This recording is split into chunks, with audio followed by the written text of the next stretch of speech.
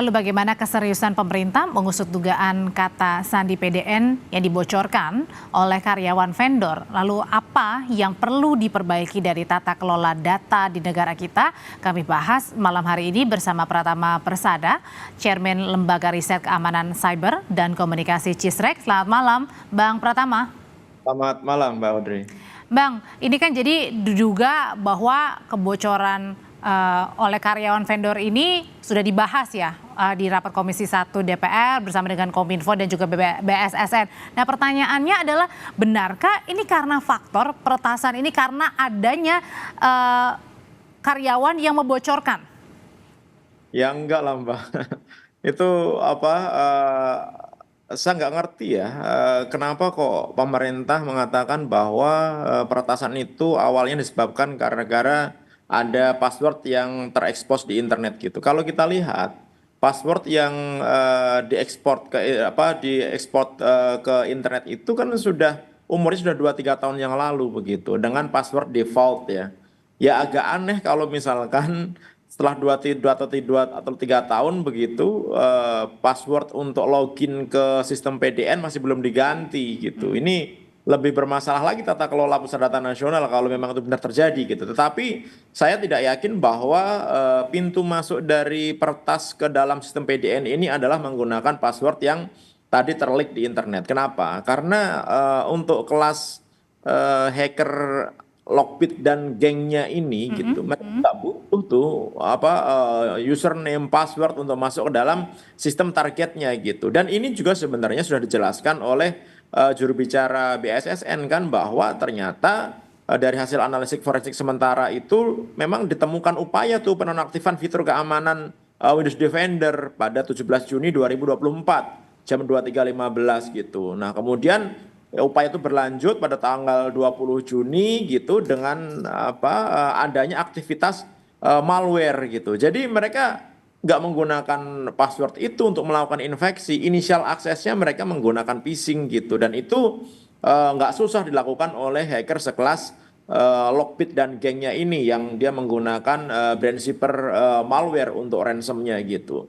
Nah, oleh karena itu kenapa saya bilang itu terlalu mengada-ada seolah-olah Disalahinnya karyawannya begitu maksudnya? mau Ada yang menyalahkan hancurnya pusat data nasional ini kepada salah satu orang. Oke. Padahal bukan itu alasannya mungkin. Padahal bukan itu.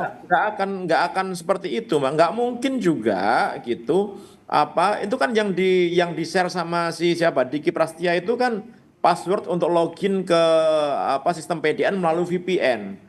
Ada username-nya, ada passwordnya yang password default gitu. Kan otomatis setelah login itu biasanya langsung terganti passwordnya atau langsung diganti passwordnya. Jadi udah nggak ada gunanya itu dokumen walaupun udah diupload ke internet nggak akan ada gunanya gitu karena passwordnya sudah diganti. Nah, beda urusan kalau ternyata passwordnya belum diganti ya itu memang agak aneh sekali gimana ceritanya sistem keamanan sekelas pusat data nasional tidak mengganti password setelah bertahun-tahun. Nah, itu Mungkin lebih karena juga nggak kepikiran kali siapa sih yang mau meretas gitu. mungkin, Mbak, ini sudah standar sekali dalam sistem keamanan itu basic-basicnya sistem keamanan digital gitu mengganti password gitu. Makanya saya bilang anak SD aja sekarang sudah tahu cara mengganti password, bikin password yang Dan bikin password juga yang kuat, susah-susah ya, nggak mungkin kayak tanggal lahir gitu. begitu ya. Kalau misalkan tidak diganti selama 2 tahun atau 3 tahun, ya nak paut lah. Oke, tapi Bang yang menarik juga sebenarnya adalah pernyataan si Pertas ini ya.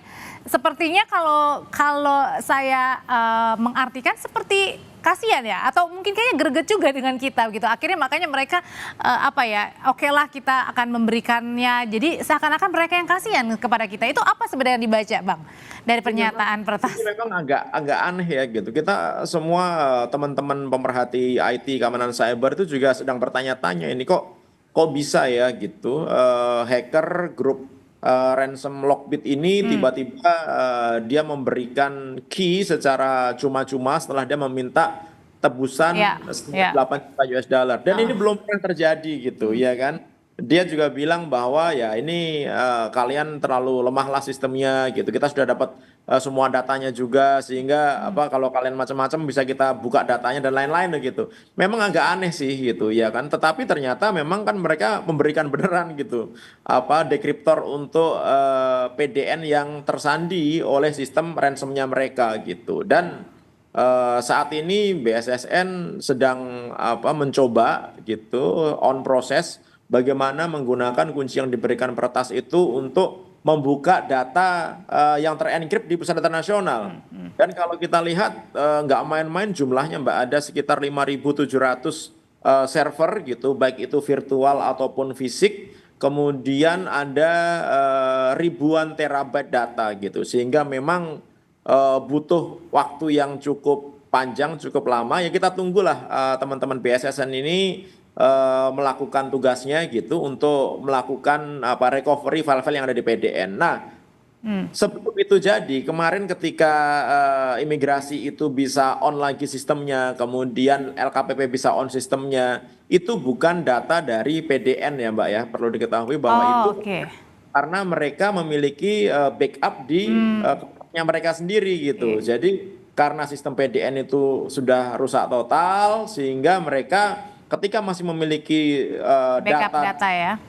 walaupun tidak full, tidak penuh, mereka berusaha untuk mengonlinekan lagi sistemnya gitu. Jadi Atau tadi eh, yang da- pernyataan Pak Menko Polhukam menurut saya mungkin agak kurang benar ya, bilang bahwa semua layanan kepada masyarakat sudah pulih gara-gara PDN sudah terrecovery, bukan kayak gitu sih oh, ceritanya kalau menurut saya. artinya karena bukan karena sudah normal, karena PDN-nya juga sudah dikembalikan begitu ya data-datanya, Ya, tapi karena ada yang memang instansi-instansi sudah punya backupnya gitu, katakan sederhananya ya begitu betul, ya Bang ya. betul.